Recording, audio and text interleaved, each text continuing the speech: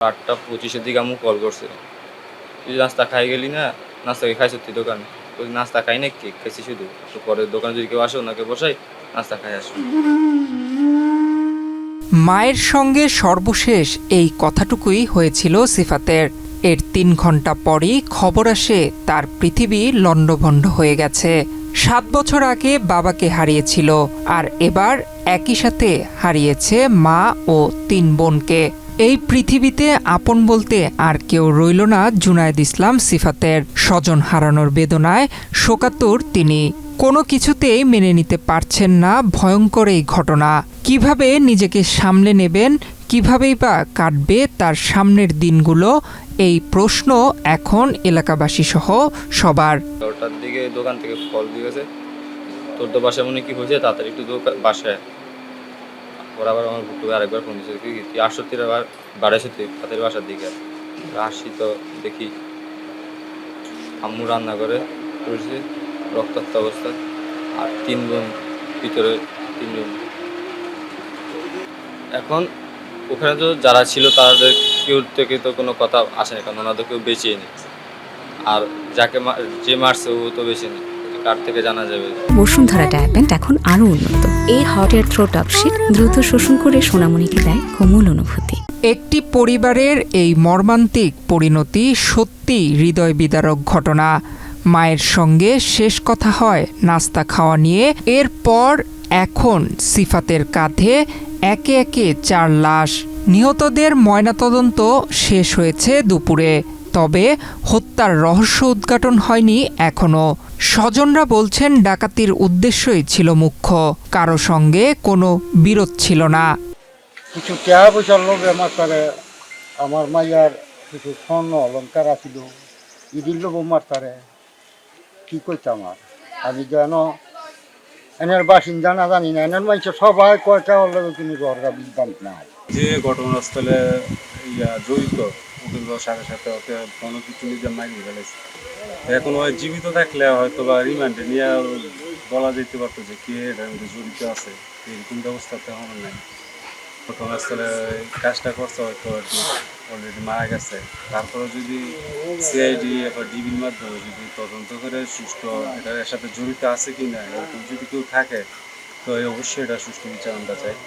ঘাতক মারা গেলেও হত্যাযজ্ঞে অন্য কেউ জড়িত রয়েছে কিনা তা খতিয়ে দেখার দাবি এলাকাবাসীর। কোন তার উদ্দেশ্যে সে ডাকাতি করে সব লই যাবে, এগুলো মারি থুইছে, পরে আলমারি টালমারি খুলতো, বাড়ি আর পুরা টাকা সবাই এগো কাছে আনি দেয়। এই ডাকাতির উদ্দেশ্যে সে আছে, কোনো শত্রুতামি নাই, কোনো কিচ্ছু নাই, সে একজনই ছিল। একটি লোকের দ্বারা কি এই 4টি খুন করা কি সম্ভব কিনা আমরা বিষয়টা নিয়ে আসলে আমরা ধোঁয়াশার মধ্যে আছি। আমাদের এলাকাবাসী এবং আমাদের একটাই দাবি, যা আমরা এই খুনের সাথে আর কেউ আছে কি না, বা এটা খুনটা কী কারণে করা হয়েছে, আমরা আশা করব পুলিশ প্রশাসন এবং অন্যান্য প্রশাসন যারা আছেন তারা আমাদেরকে খুনি নির্দিষ্ট কারণ এবং খুনির সাথে আর কেউ জড়িত আছে কিনা এটা আমাদেরকে খতিয়ে দেখে আমাদেরকে জানাবে। এদিকে নিহতদের মরদেহ ময়নাতদন্ত শেষ হয়েছে। তাদের শরীরের বিভিন্ন স্থানে আঘাতের চিহ্ন রয়েছে বলে জানান সদর হাসপাতালের আবাসিক মেডিকেল অফিসার ডাক্তার অরূপ পাল। 4 জন মৃত ব্যক্তির পোস্টমর্টম করি। এরা হচ্ছে ফাতেমা আক্তার শিফা 10 বছর, হাফিজা আক্তার ইকরা 17 বছর, সাইমা আক্তার 21 বছর এবং শাহিনুর বেগম 35 বছর। তো এদের প্রত্যেকেরই আঘাতের চিহ্ন ছিল, বিশেষ করে এদের মাথায় আঘাতের চিহ্ন ছিল, তারপর হাতে আঘাতের চিহ্ন ছিল এবং বুকে আঘাতের চিহ্ন ছিল, ধারালো অস্ত্রের আঘাতের চিহ্ন ছিল। প্রাথমিকভাবে আমরা আমাদের সুরতাল রিপোর্টে ভেজাইনাল সোয়াবের কালেকশন করার কথা বলা হয়েছে। আমরা ভেজাইনাল সোয়াব কালেকশন করেছি, সেটা আমরা রিপোর্ট পাওয়ার আগ পর্যন্ত কিছু বলা যাচ্ছে না। পুলিশ বলছে ঘটনার তদন্ত চলছে। রায়পুর থানায় অজ্ঞাত আসামি উল্লেখ করে মামলা নেওয়া হয়েছে এবং লাশ পরিবারের কাছে হস্তান্তর করা হয়েছে। স্থানীয়ভাবে ব্যাপকভাবে তদন্ত করতেছি। এখন তো যে সাসপেক্ট অ্যাকিউজড সেও মারা গেছে, ভিকটিম সেও মারা গেছে, যার কারণে এর উদ্ঘাটন করতে একটু সময় লাগতেছে। ইনশাল্লাহ আমরা বিস্তারিত তদন্তে উদ্ঘাটন করতে পারবো। আমরা ওইখানে একটা হত্যাকাণ্ডের ফরেন্সিক টিম ওখানে গেছে, সিআইডির ফরেন্সিক টিম, পিবিআই টিম। তো সেখান থেকে আমরা আলামত হিসেবে একটা শ্রেণী পাটার পুতা জব্দ করেছি, এবং শ্রেণীর বাটটা আরেক জায়গা থেকে জব্দ করা হয়েছে, রক্ত মাখা, কাটা চুল ওখানে ছিল।